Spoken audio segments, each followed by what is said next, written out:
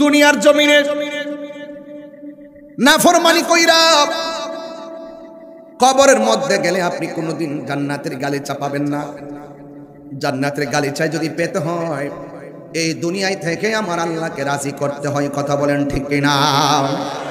ওয়া ইলাহুকুম ইলাহু ওয়াহিদুন লা ইলাহা ইল্লা হুয়ার রহমানুর রহিম। আল্লাহ কয়জন? কথা কয় না। আল্লাহ একজন বলতে অসুবিধা লাগে আপনাদের কাছে? আল্লাহ ছাড়া কাউকে কি সেজদা করা যাবে? এই জন্য যুবক ভাইয়ের আমার, সেজদা পাওয়ার মালিক হলো একজন। জবানটা খুলে বলুন তিনি কে? আমার আল্লাহ রাব্বুল আলামিন বলেন, বাল তুসিরুনাল হায়াতাদ দুনিয়া, দুনিয়াকে আখিরাতের চাইতে বেশি প্রাধান্য দেওয়া যাবে না। এই দুনিয়া এমন একটা দুনিয়া যে দুনিয়াটা একদিন শেষ হয়ে যাবে। কুল্লু মান আলাইহা ফান, যা কিছু আছে সব শেষ হয়ে যাবে। যা শেষ হয়ে যাবে তার জন্য আমরা পাগল হয়ে গেছি। কথা বলেন। তাইলে জবান খুলে বলেন এই দুনিয়া থাকবে না, শেষ হয়ে যাবে। সবচাইতে বড় কথা হলো আমার যে দেহটা আছে, এই দেহের মাঝে অনেক গোশত আছে। গোশতের ভিতরে একটা গোশত আছে, এই গোশতের একটা টুকরা আছে, টুকরাটার একটা নাম আছে। আল্লাহর হাবিব বলেন ওয়াহিয়াল কালব, সেই টুকরার নাম হলো কালব। এই কালব নাম টুকরাটা সুস্থ থাকলে দেহটা সুস্থ থাকবে। এই টুকরাটা যদি অসুস্থ হয়ে যায় সব বডিটা অসুস্থ হয়ে যাবে। এই টুকরাটার একটা খাবার আছে, ফল খাইলে গায়ে বল হয়। ঘরের মধ্যে খুব সুন্দর খাবার দিয়েছে। 11 ঘন্টা জার্নি করে এসেছি, 1.5 ঘন্টা ঘরের মধ্যে বসেছি, আবার ঘন্টা খানেক আলোচনা করে বসতেছি, আবার যাওয়ার সময় বসে বসে আবার চলে যাব। মানে 22 ঘন্টা গাড়িতে বসা। এই বসা বসাই তো আমার জীবন যাচ্ছে।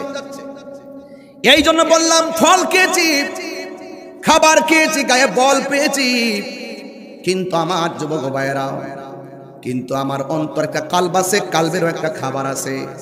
এই খাবারের নাম হলো গিজাউল কালবি যিকরুল্লাহ। ওই কলবের খাদ্যের নাম হলো আমার আল্লাহর জিকির। জুড়ে বলুন সুবহানাল্লাহ। এখন জিকির কাকে বলে? এই দিক দিয়ে একটা সাউন্ড পাইলাম, বলছে হুজুর জিকির করেন। আপনারা জিকির মানি বুঝেন না। জিকিরকে শুধু আল্লাহ আল্লাহ করলাম এটি জিকির হয়ে গেল? শুধু এইটা আপনার নজরে পড়লো? কে দাঁড়ায় জিকির করলো, কে বৈশাখ করলো, কে চিল্লায় করলো, এটি নজরে পড়ে গেল? এই যে এখন তেলাওয়াত করছি না, এই তেলাওয়াত তো আল্লাহর জিকির। তো এটা মাথায় ঢুকে না? কোন ভূতে আপনার কি হইছে? হ্যাঁ, এগুলো ভিতরে ঢুকে না? দলিল শুনেন, তুই শুনে যান। ইন্না নাহনু নাযালনা যিকরা ওয়া ইন্না লাহু লাহাফিজুন।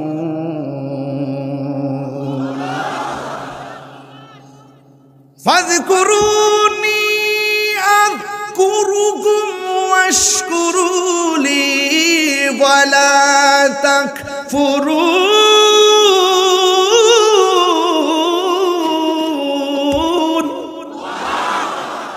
ফাযকুরুনি আযকুরুকুম, তোমরা যে আমি আল্লাহকে স্মরণ করো, আমি আল্লাহ তোমাদেরকে স্মরণ করব। আমরা আল্লাহকে স্মরণ করি জিকিরের মাধ্যমে, আমরা আল্লাহকে স্মরণ করি নামাজের মাধ্যমে, আমরা আল্লাহকে স্মরণ করি রোজার মাধ্যমে, আমরা আল্লাহকে স্মরণ করি হজের মাধ্যমে। সব জিকির। এখন আল্লাহরে বাগমারা থেকে প্রশ্ন করি, রাজশাহী থেকে আল্লাহরে প্রশ্ন করি, আল্লাহ। জবানটা খুলে বলেন আল্লাহ, মায়ার সুরে বলেন আল্লাহ আল্লাহ। আপনি আমাদেরকে ইবাদত বেঁধে দিয়েছেন, এই ইবাদতের মাধ্যমে আপনাকে স্মরণ করার জন্য আমরা দলিলে পেলাম আপনি বলছেন আযকুরুকুম, আপনি নাকি আমাদেরকে স্মরণ করবেন। আল্লাহ আপনি আমাদেরকে কিভাবে স্মরণ করবেন? 11টা তাফসীর দেখেছি, ওই তাফসীরগুলোর মধ্যে লেখা আছে আযকুরুকুম আই বির রাহমাতি ওয়াল মাগফিরাহ। আল্লাহ বলছেন হে বান্দারা, তোমরা আমাকে ইবাদতের মাধ্যমে স্মরণ করবে। আমি আল্লাহ রাব্বুল আলামিন গফুর ও গফফার, ওই নামের খাতিরে তোমাদের গুনাহগুলো ক্ষমা করে করে, তোমাদের গুনাহ মাফ করে বান্দা থেকে বন্ধু বানায়া নিব। তাহলে নামাজের দ্বারা গুনাহ মাফ হয় কি হয় না? এই জন্য নামাজের দরকার আছে না নাই? আল্লাহ রাব্বুল আলামিন আমাদেরকে টেন্ডারবাজি করার জন্য পাঠাই নাই, রাহাজানি করার জন্য পাঠাই নাই, সুদ খাওয়ার জন্য পাঠাই নাই, ঘুষ খাওয়ার জন্য পাঠাই নাই, দুর্নীতি করার জন্য পাঠাই নাই। আল্লাহ রাব্বুল আলামিন সোজা বলে দিয়েছেন, ওয়া মা খালাকতুল জিন্না ওয়াল ইনসা ইল্লা লিয়াবুদুন। আল্লাহ রাব্বুল আলামিন বলেন, আমি মানুষ এবং জিন জাতিকে সৃষ্টি করেছি একমাত্র আমি আল্লাহর গোলামি করার জন্য। তাফসীর খুললে দেখেন, লিয়াবুদুন আই লিয়ারিফুন, শুধুমাত্র নামাজ পড়লেই চলবে না, নামাজের মাধ্যমে যে ইবাদত করে এখানে সীমাবদ্ধ লাগবে না, নামাজের বাইরেও অনেক কাজ আছে। এই জন্য আল্লাহ বলছেন, ফাইজা কুদিয়াতিস সালাহ ফান্তাশিরু ফিল আরদ। আল্লাহ বলছেন, নামাজ শেষ করে জমিনের মধ্যে গবেষণা করো, জমিনের মধ্যে বিচরণ করো। শুধুমাত্র নামাজ পড়লে চলবে না, নামাজের বাইরে অনেক কাজ আছে। সোজা বলে দিয়েছেন, তোমরা আমাকে গবেষণা করো। ওয়াতাফাক্কারুনা ফি খালকিস সামাওয়াতি ওয়াল আরদ, আসমান এবং জমিনের মধ্যে যা আছে সব নিয়ে তোমরা আমি আল্লাহকে গবেষণা করো। এখন গবেষণার ভিতরে নামাজের বাইরে একটা গবেষণা, এখন কনসেপ্ট ক্লিয়ার করে দিব। উপরে আসমান আছে না নাই? আর জোরে কোন আছে না নাই? আসমান কি একটা না 7টা? আর বড় করে একটা না 7টা? একটা আসমান থেকে আরেকটা আসমানের দূরত্ব হলো 500 বছরের রাস্তা। আল্লাহ রাব্বুল আলামিন কোরআনে বলে দিয়েছেন, আল্লাযী খালাকা সাবআ সামাওয়াতিন তিবাকা। আল্লাহ রাব্বুল আলামিন বলেন, আমি আসমানটারে 7টা স্তরে বানাইছি, একটা আসমান থেকে আরেকটা আসমানের দূরত্ব হলো 500 বছরের রাস্তা। এই যে বিশাল বড় একটা প্যান্ডেল সাজাইলেন, একটা স্টেজ মনোরম পরিবেশ করে করলেন, হাজার হাজার মানুষ আপনারা বসে ওয়াজ শুনতেছেন। দেখেন কয়টা খুঁটি লাগাইছে, পাতলা একটা পর্দা টানাতে যাইয়া এতগুলা খুঁটি লাগাইছে। এখন আপনি নামাজ পড়ে বুঝলেন খুঁটির মধ্যে এত সুন্দর পর্দা, এখন নামাজের বাইরে যাইয়া বুঝলেন এত বিশাল বড় আসমান আল্লাহ বানাইছে, একটা খুঁটিও ব্যবহার করে নাই। আল্লাহ রাব্বুল আলামিন বলেন, ওয়া মা তাদরি নাফসুম বিআইয়ি আরদিন তামুত। ও বান্দা, তুমি তো জানো না কোন জায়গায় তোমার মরণ হবে।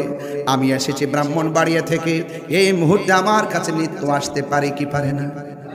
আজকে ফেসবুকের পাতায় দেখলাম গলার মধ্যে একটা রশি, পায়ের মধ্যে রশি বেঁধে পানির মধ্যে ফেলে দিয়েছে, আর মানুষটা মৃত্যুবরণ করে পানির মধ্যে পড়ে আছে। পাশবিক নির্যাতন, এইভাবে মানুষটাকে মেরে ফেলেছে। কিন্তু মনে রাখবেন, তার মরণটা এভাবেই লিখে রেখেছেন কে? যা কিছু করেন না করেন, মানুষকে হত্যা করবেন না। মানুষকে হত্যা করলে কিন্তু এটা জঘন্য অপরাধ। একটা মানুষকে হত্যা করা মানে হলো জগতের সকল মানুষকে হত্যা করার নামান্তর। এই জন্য খবরদার, তুচ্ছ ঘটনা কেন্দ্র করে মানুষকে মারবেন না। আল্লাহ রাব্বুল আলামিন এই মুহূর্তে যদি আমাকে মৃত্যু লিখে রাখেন, সেলিম ভাই একটা ফোন দিবে ওই অ্যাম্বুলেন্সকে, অ্যাম্বুলেন্স দিয়ে আমার লাশটাকে গাড়ির মধ্যে তুলবে। তখন আর বলবে না তাহির সাহেবকে গাড়িতে তুল, সেলিম ভাইও বলবেন, সবাই বলবে না না না, লাশটার গাড়িতে তুলো। বাড়িতে নেওয়ার পরে বলবে লাশটার গাড়ি থেকে নামাও, নেওয়ার পরে বলে লাশটাকে মাটিতে শোয়াও, লাশের পানি গরম করো, লাশের খাট মসজিদ থেকে আনো, লাশের জানাজার নামাজ কয়টা হবে ঘোষণা করো। আবার আমাকে লাশে কান্দে করে মাঠের মধ্যে নিবে, ইমাম সাহেব মাইক দিয়া বলবে মরহুমের লাশ এসেছে। চোখের পলকে সেলিম ভাইয়ের পদবি মুছে যাবে, চোখের পলকে তাহির সাহেবের বক্তাগিরি মুছে যাবে। ঘরে বলবে আমাকে লাশ, বাড়িতেও বলবে আমাকে লাশ, জানাজার মাঠও বলবে আমাকে লাশ।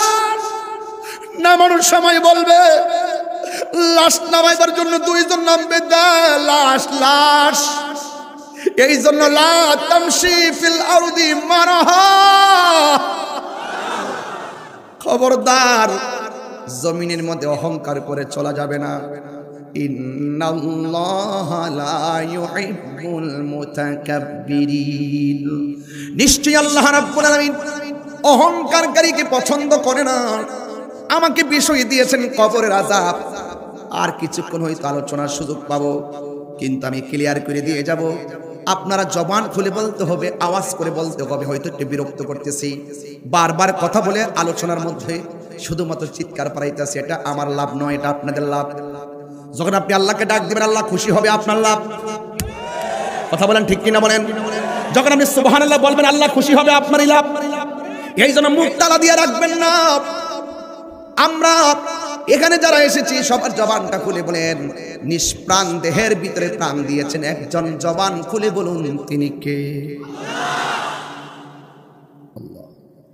কাইফা তাকফুরুনা বিল্লাহি ওয়া কুনতুম আমওয়াতান ফাআহইয়াকুম সুম্মা ইউমীতুকুম সুম্মা ইউহয়ীকুম সুম্মা ইলাইহি তুরজাউন।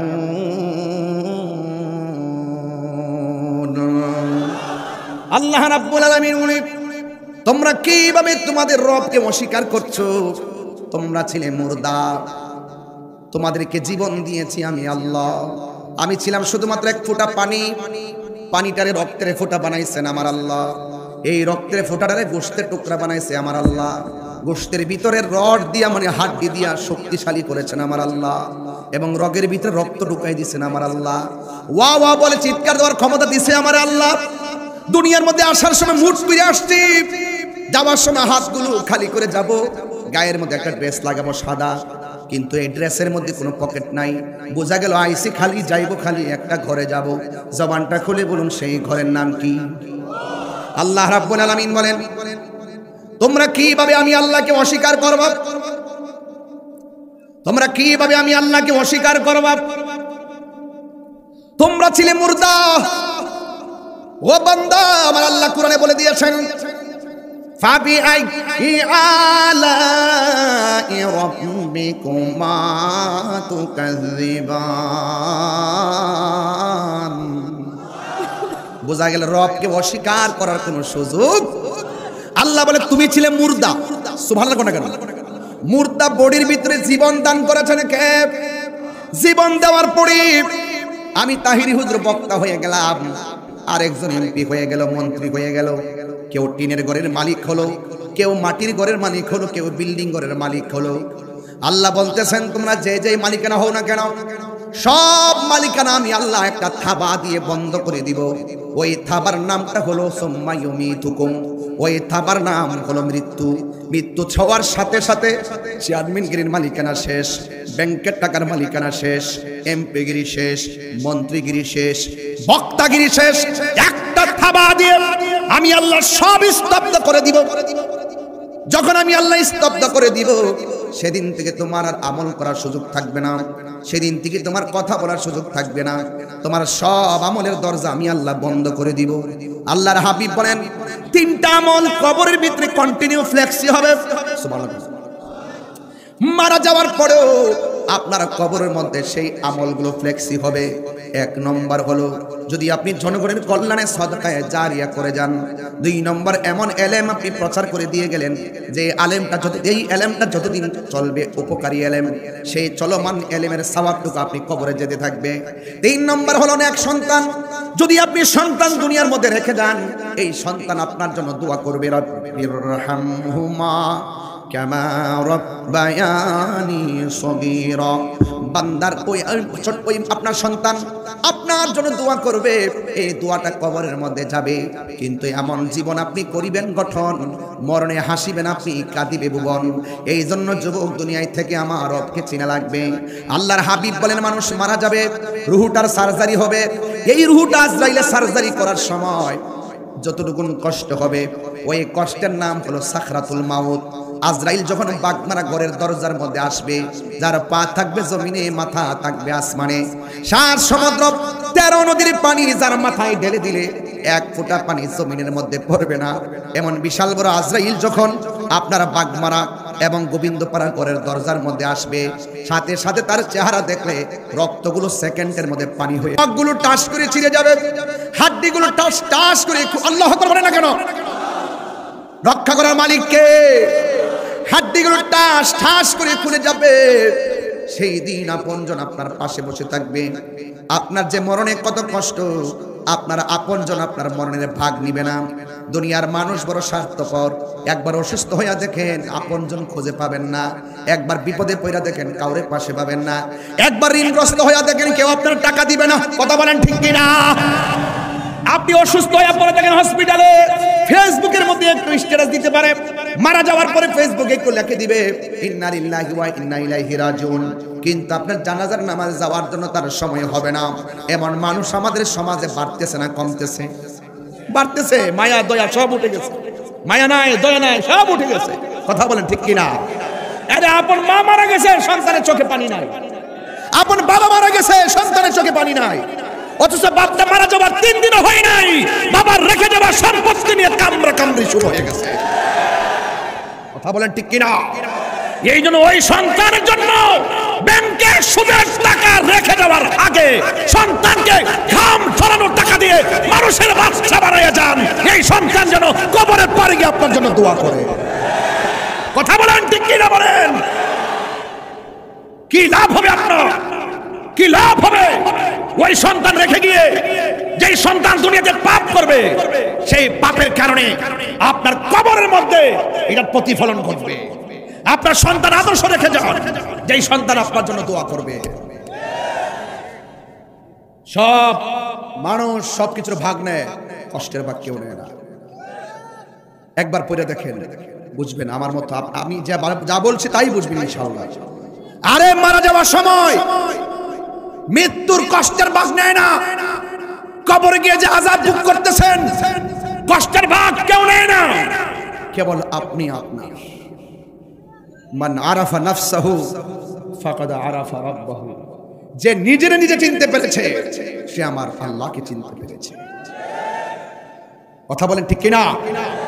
তাহলে আমার নির্জীব দেহের ভিতরে সজীব করেছেন কে? নির্জীব দেহকে সজীব করেছে কে? এই জীবনের পর আর একটা জীবন আছে, ওই জীবনের নাম হলো আখিরাত। ওই জীবনের নাম কি? ওয়ালাল আখিরাতু খায়রু ওয়া আবকা, আখিরাত সর্বোত্তম এবং টেকসই। সুবহানাল্লাহ। ঈমান আনছে আল্লাহর উপর, রাসূলদের উপর, আসমানি কিতাব সমূহের উপর, তাকদীরের উপর, ফেরেশতাদের উপর, আখিরাতের উপর। মৃত্যুর পরের জীবনকে আখিরাত বলা হয়। বান্দার উচিত ওয়া যাকারা ইসমা রাব্বিহি ফাসাল্লা, বান্দার উচিত আল্লাহর নামের জিকির করা। বান্দার উচিত মোবাইল টিপে ফজরের টাইম পর্যন্ত না, ফজর আজান দেওয়ার পর না ঘুমিয়ে সাথে সাথে মসজিদে চলে যাওয়া। ফজর পর্যন্ত ছেলেরা মোবাইল টিপে, যেই মাত্র মসজিদে আজান হয়, আসসালাতু খায়রুম মিনান নাওম,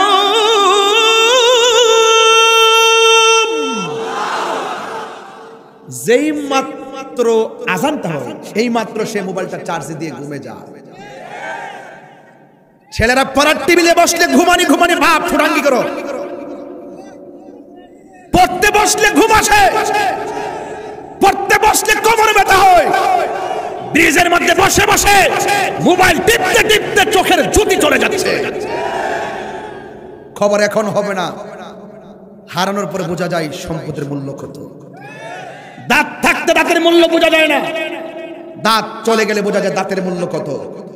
আল্লাহর হাবিব বলছেন 7 প্রকারের মানুষকে আল্লাহ পাক আরশের নিচে ছায়া দিবেন, এর মধ্যে এক শ্রেণী হলো যৌবনকালে যার ইবাদত বেশি। তা আপনারা তো যুবক ছেলেরা, আপনারা কি এই বয়সে ইবাদত বাড়াতে হবে না?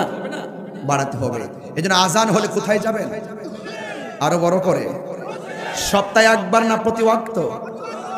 আমার নবী, আপনার নবী রাহমাতুল লিল আলামিন বলেন, আমি যখন মেরাজে গিয়েছি, যাবার পরে আল্লাহ আমাকে অনেক আযাব দেখাইছে। একটা আযাব দেখেছি, নিজের মানুষগুলো হাতের যে আঙ্গুলগুলো রয়েছে, ওই আঙ্গুলগুলোরে আমার আল্লাহ তামার নখ বানাইছে। তামার নখ দিয়া দিয়া তাদের চোখের চেহারার যে চামড়া, নিজের চামড়া নিজে টেনে ছিটতেছে আর রক্ত ঝরতেছে। আল্লাহর হাবিব আমার আল্লাহকে ডাক দিয়ে ইয়া আল্লাহ, জবানটা খুলে বলেন ইয়া আল্লাহ। ওরা কারা? যারা তামার নখ বিশিষ্ট আঙ্গুল নিয়ে নিজের চেহারার চামড়া তুলতেছে। আর আল্লাহ ডাক দিকে, বন্ধু এরা হলো দুনিয়ার ওই সমস্ত বান্দা যারা এক ভাই আর এক ভাইয়ের গীবত করেছে। কথা বলেন ঠিক কিনা? আল গীবাতু আশাদ্দু মিনাজ জিনা, গীবত জিনার চাইতে আরো খারাপ। কথা বলেন ঠিক কিনা? মুনাফিক কাফের চাইতে আরো ভয়ঙ্কর, ঠিক কিনা? আমি যখন তেলাওয়াত কান দিব তখন এমন ভাবে আল্লাহকে ডাক দিবেন যেন আল্লাহ পাকে ডাকের উসিলায় গুরুস্থানের আযাব মাফ করে দেন। সবাই রাজি আছেন ইনশাআল্লাহ?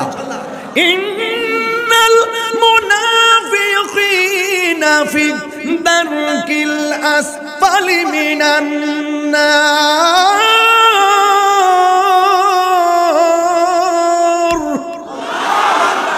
মুনাফিকরা জাহান্নামের নিম্নে বাস করবে। কথা বলেন ঠিক কিনা? আরো জোরে ঠিক কিনা বলেন, হাত তুলে বলেন ঠিক কিনা বলেন। আমরা মুনাফিক হয়ে থাকতে চাই না। মুনাফিকের আলামত হলো তিনটা। এক নম্বর, সে কথা বললে মিথ্যা বলবে। দুই নম্বর, ইজা ওয়াদা আখলাফা, সে ওয়াদা করলে খেলাফ করবে। তিন নম্বর হলো ইজা তুমিনা খানা, তার কাছে আমানত রাখা হলে আমানতের খেয়ানত করবে। আমরা কি মুনাফিক না মুমিন? মুমিন কখনো সুদ খায় না। বেঁচে থেকে অযথা বিদ্যা শিখে যদি না করতে পারি সুদ মুক্ত সমাজটাকে, ঠিক কিনা? আমার পোলা পান্ডি কই? পোলা পান্ডি কি হবে আকাশ চুয়া, কি হবে আলেম হয়ে ইমাম সাজে সমাজেতে যদি না হক কথা উচ্চ সুরে না বলিতে? কি হবে আলেম হয়ে ইমাম সাজে সমাজেতে যদি না হক কথা উচ্চ সুরে না বলিতে? চাকরি বই করো যদি ছেড়ে দাওই না গদি, চাকরি বই করো যদি ছেড়ে দাওই না গদি, কি হবে ধোঁকা দিয়ে আল্লাহকে? কি হবে বেঁচে থেকে, কি হবে বেঁচে থেকে অযথা বিদ্যা শিখে যদি না করতে পারি চাঁদা মুক্ত সমাজটাকে, যদি না করতে পারি নেশা মুক্ত সমাজটাকে, যদি না করতে পারি মাদক মুক্ত সমাজটাকে, ঠিক কিনা?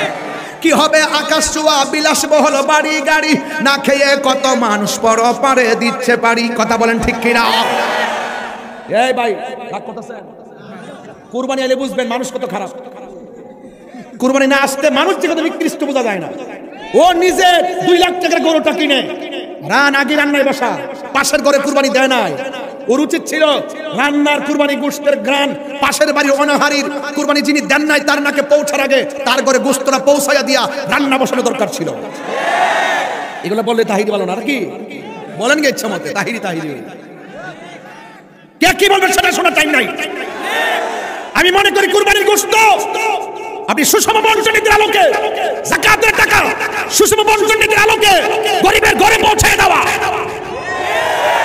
যদি এই রাষ্ট্রের সকল টাকাওয়ালারা সুষম বন্টন নীতির আলোকে প্রত্যেক গরিবের ঘরে ঘরে যাকাতের টাকা পৌঁছে দিত, এই রাষ্ট্রের জমিনে যে সর্দারা ঘুষ খাইবে এটার বয়কট করবেন, যেই হুজুরের টাকা খাইয়া ফতুয়া ঘুরাই দিব এই হুজুরের বয়কট করবেন।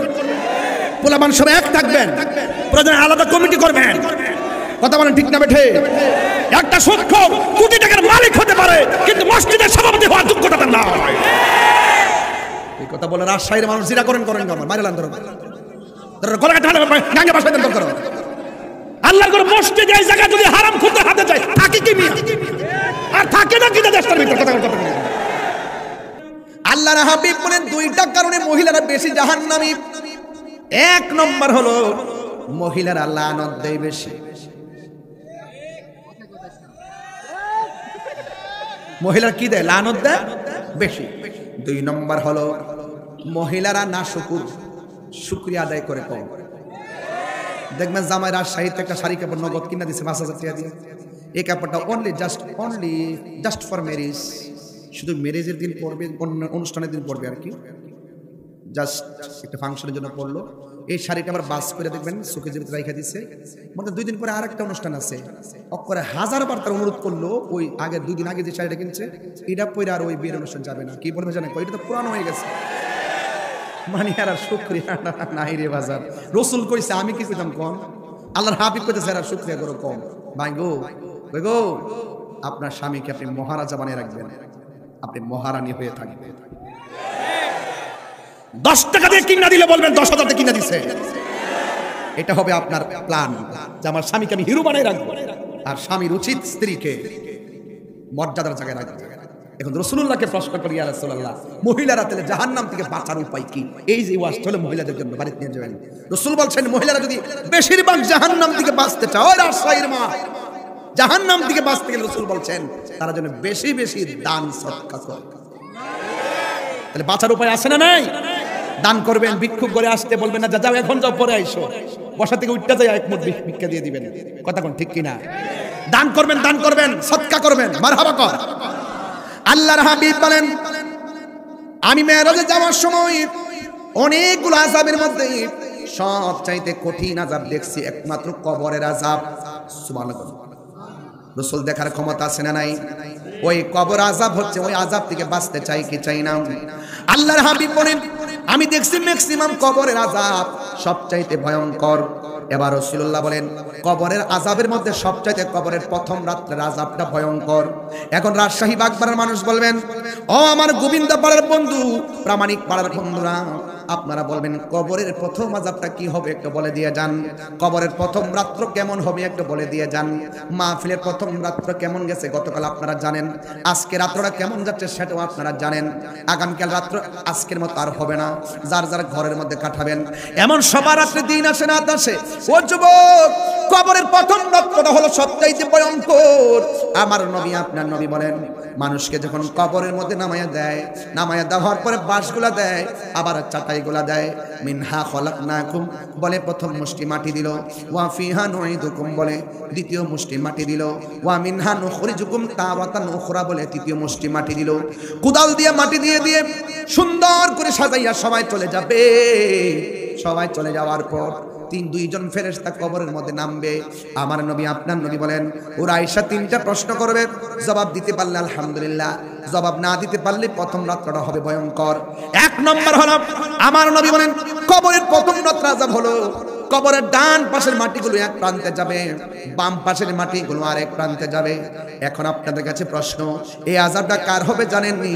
যারা নামাজের ব্যাপারে উদাসীন, যারা আজানে কানে আজান শুনছে কিন্তু মসজিদে যায় নাই, মসজিদে জামাত চলতেছে, এই দিক দিয়ে ক্যারাম বোর্ড খেলতেছে, মসজিদে বলে আশহাদু আল্লা ইলাহা, আর ও এই দিক দিয়ে ক্যারাম বোর্ড খেলে আঙ্গুল দিয়া। খবরদার, খবরদার। আমার নবী বলেন, যারা বেনামাজি হবে, বেনামাজিদের জন্য তিনটা শাস্তি অবধারিত। আল্লাহু আকবার না কেন? বেনামাজির জন্য তিনটা শাস্তি অবধারিত। এক নম্বর শাস্তি হলো কবরের দুই পাশের মাটি দুই প্রান্তে চলে যাবে, এমন ভাবে এসে তোমাকে ডান পাশে চাপা মারবে গো, বাম পাশের হাড্ডির ভিতরে ঢুকে যাবে। বাম পাশে একটা চাপা মারবে, ডান পাশের হাড্ডির ভিতরে ঢুকে যাবে। দুই পাশের মাটি একবারে চাপা মারবো, একদম শরীরটারে গুঁড়া বানায় ফেলবে। ওই সময় তুমি আল্লাহরে বললা, আল্লাহ, আগে যদি জানতাম বেনামাজি হইয়া কবরে আসলে এমন শাস্তি হবে, জিন্দেগিতেও আর নামাজ ছাড়তাম না। ও আল্লাহ, দুনিয়ার মধ্যে আবার পাঠাও, নামাজ ছাড়বো না। আল্লাহ বলবেন, না না না, সুম্মা ইলাইহি তুরজাউন। আমি আল্লাহর দিকে ফিরে আসলে দুনিয়ায় যাওয়ার আর সুযোগ নাই, তোমরা আমি আল্লাহর দিকে ফিরে আসবে। যুবক ভাইয়ের আমার, এখানে একবার কোন তো আল্লাহু আকবার, তিনবার কোন আল্লাহু আকবার। দেখেন তো আওয়াজটা কেমন লাগছে? ঠিক এমন ভাবে গুরুস্থানে মানুষগুলো প্রতি রাত কাঁদতেছে, বাঁচাও, আর পারি না, ও আল্লাহর পারি না, বাঁচাও, বাঁচাও। এমন ভাবে তারা কাঁদতেছে, কিন্তু তাদের ঘরের পাশে ঘর, এক কবরের মানুষ শুনে না, আরেক কবর আপন জনে এত ঘুরতেছে গুরুস্থানের পাশ দিয়া, কিন্তু কবর আযাব শুনে না গো মা। তুমি মনে করো না আমি তোমার বিরুদ্ধে ওয়াজ করে গেছি। মা, লাল শাড়ি পিন্দা পরে যাই করে এসেছো, এই ঘর থেকে তোমাকে সাদা কাফন পরায়া বিদায় দিব। এই জন্য মা নামাজ ছাইরো না গো মা। এই জন্য আমার নবী, আপনার নবী বলেন, বেনামাজির কবরের শাস্তি হবে ভয়ঙ্কর। এমন ভাবে চাপা মারবে আর চিৎকার পারবে, কোনো কাজ হবে না রে। দুই নম্বর শাস্তি হলো বেনামাজির কবরের ভিতরে জাহান্নামের আগুন ঢুকিয়ে দেওয়া হবে, এমন হাওয়া লাগবে একদম পুরে পুরে ছাই ছাই হয়ে যাবে। তিন নম্বর হলো এই বেনামাজির কবরের ভিতরে সর্প দেওয়া হবে, নাভির মধ্যে আঘাত করে দেহটারে আলাদা করে ফেলাবে, 70 গজ মাটির নিচে নিয়ে ঢুকাইয়া দিবে। আর একটা ফেরেশতা কবরে নামাবে, তার কানে শুনে না, চোখে দেখে না, হাতের মধ্যে হাতুড়ি লইয়া কবর ভিতরে এমন জোরে তার আঘাত করবে, 70 গজ মাটির নিচে নিয়ে ঢুকাইয়া দিবে। এবার ইন দি মিন টাইমে তার কবরে আযাব চলবে। 2 নম্বর হলো যারা নেককার হবে, 3টা প্রশ্ন করা হবে, 3টা প্রশ্নের উত্তর দিতে পারলেই তারা দেখাইবে, সামনে তাকায় দেখো কি দেখা যায়, সে দেখবে সামনে জাহান্নামের আগুন দেখা যায়। ইমানদার বলবে, হ্যাঁ ফেরেশতারা, আমি 3টা প্রশ্নের উত্তর দিয়েছি, জাহান্নামের আগুন কেন দেখা যায়, আমার তো ভয় লাগে। ফেরেশতারা বলবে, তুমি যদি উত্তর দিতে না পারতা, তোমার আমলনামায় এই জাহান্নাম ছিল, তোমার তকদিরের মধ্যে জাহান্নাম ছিল, তুমি উত্তর দিতে পেরেছো, এই জন্য আল্লাহ রাব্বুল আলামিন তোমার জন্য জান্নাত থেকে গালিচা পাঠিয়ে দিয়েছে। ওই গালিচার মধ্যে শুয়ে যাবে, ডান কাত যখন হবে তখন তাকে আর দেখবে একটা আলো দেখা যায়। এবার মুদ্দার ওই বেচারা ডাক দিয়ে বলবে, আলো, আমার ডানে মাটি, বামে মাটি, সামনে মাটি, নিচে মাটি, তুমি কোথায় থেকে আমার কবরে আলো দিতে এসেছো? ওই মুহূর্তে ওই আলোর জবান খুলে যাবে, ডাক দিয়া বলবে, হে আল্লাহর বান্দা, আমি দুনিয়ার কোনো কৃত্রিম আলো নয়, আমি দুনিয়ার কোনো প্রাকৃতিক আলো নয়, আমি দুনিয়ার অন্য কোনো আলো নয়। আর বেঈমানদের খবর হয়ে যাবে, তাদের ঘুম আসবে না। ইমানদার জান্নাতি গালিচায় ঘুমায়া যাবে। কোটি কোটি করোড় করোড় বছর পরে ইসরাফিল আলাইহিস সালাম যখন সিংহা ফুৎকার দিবে, ওই সময় কবর থেকে সে উঠবে, উঠে একটা ময়দানের দিকে যাবে, যে ময়দানের নাম হলো হাসরের ময়দান। ওই ময়দানে মানুষ উলঙ্গ অবস্থায় সেখানে যাবে, মাথার আধ দিকা দুপুরে সূর্যটা থাকবে, মাথার খুলিগুলো উড়ে যাবে, বাতের মার যেমন করে টকবক টকবক করে চিরে পড়ে, এমন ভাবে মানুষের মগজগুলো ছিটে ছিটে পড়বে। এ আমার রাজশাহীর মা, ও আমার বাগমারার মা, ও আমার রাজশাহীর বাবা, ও বাগমারার বন্ধুরা, পায়ের মধ্যে হাত দিয়ে বলে দিয়ে যায়, দুনিয়াটা নিকৃষ্ট একটা জায়গা, মরা গরুর মতন। এই মরা গরুর পিছনে তোমরা জীবনে টাকা দিয়ে যদি জানতা, জীবনে কোনোদিন ঘুরতা না। আরে মরা গরুর গোশত কেউ যদি জানে টাকা দিয়ে কিনে, যদি বুঝতেন যে দুনিয়াটা মরা গরুর মতো, তাইলে जिंदगी तो এই दुनिया करतें ना। दुनिया के लिए आखिरत बर्बाद ना करो, किसी इंसान को खुश करने के लिए अल्लाह को नाराज ना करो। दुनिया কইরা आखिरत तेरे बर्बाद करा जाबे ना। আর দুনিয়ার কোন মানুষকে খুশি করতে যাইয়া একজনকে বেজার করা যাবে না। জবানটা খুলে বলুন তিনি কে, আর মায়ার সুরে বলুন না তিনি কে। এই জন্য আমার যুবক হাসরের ময়দানে উলঙ্গ অবস্থায় উঠবেন, আল্লাহ রাব্বুল আলামিন যখন বিচার শুরু করবেন, ওই মুহূর্তে সর্বপ্রথম হিসাব নেবেন, নামাজের হিসাব।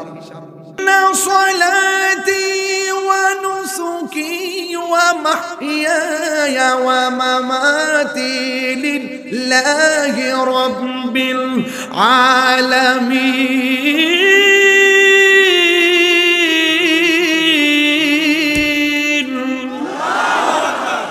আমার নামাজ কার জন্য, আমার কুরবানি কার জন্য, আমার জীবন কার জন্য, আমার মরণ কার জন্য? এই জন্য নামাজ পড়বে একজনকে খুশি করার জন্য। জবানটা খুলে বলুন তিনি কে। আল্লাহর হাবিব বলেন, হাসরের ময়দানে 7 প্রকার মানুষকে আল্লাহ আরশের নিচে ছায়া দিবেন। এর মধ্যে এক প্রকার হলো আদেল, মানে ন্যায় বিচারক। 2 নম্বর হলো যারা দানশীল। 3 নম্বর হলো মসজিদের প্রতি দুর্বল।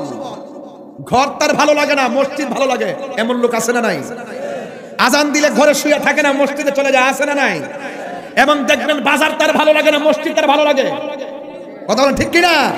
আল্লাহর হাবিব বলেন, এই প্রকৃতির মানুষ, আমাদের দেশে কিছু মুরব্বী মানুষ আছে, আজানটা হলেই দেখবেন উঠে যায়, উঠে গাটলাই গিয়ে পুকুরে গিয়ে উজু করে শীতের দিন, আবার একটা শাল গায়ের মধ্যে পেঁচাইয়া লুঙ্গির একটু উপরে পইরই আস্তে আস্তে হাঁটতে হাঁটতে যায়। চাচি জিগায় জান কই, কই শুনো না আজান হইছে। আরে আজানের তারও তো 20 মিনিট সময় আছে, একটু ফর্সা হোক না। ঘরে শুয়ে থেকে কে লাভ হইব, মসজিদে শুয়ে বসে থাকি, এটা তুই অনেক লাভ হইব। রাসূল বলেন, এইরকম মসজিদ প্রেমিকদের জন্য আল্লাহ পাক আরশে আজিমের ছায়ার ব্যবস্থা রেখে দিয়েছে। কিছু কিছু লোক আছে দেখেন না, নামাজ একটু দেরি হইলেই কাশাকাশি শুরু করে। ওই যখন তাশাহুদের মধ্যে বসে সালাম ফিরাইতে একটু দেরি হইলে ইমাম সাহেব পিছনে কয়, যদি বিশ্বাস না হয় মসজিদে দেখেন, যার জীবনে কাশ নাই সেও কাশে।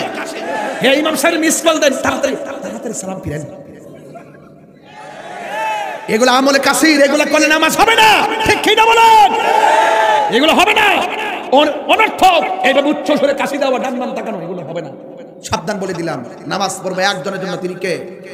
রাগ করেন তো সঙ্গে কোনো অসুবিধা নেই, আবার আইলে না কিন্তু যা কর কইয়া দিয়া যায়। খবরদার এগুলো করা যাবে। দেখবেন কিছু লোক আছে ইকামতের সময় আছে 30 সেকেন্ড, মুয়াজ্জিন কো আরে দেলানি কেমন, কিন্তু বাজারে যায় ঘন্টার পর ঘন্টা বসে থাকে, ঘড়ির কাঁটার দিকে তাকায় না।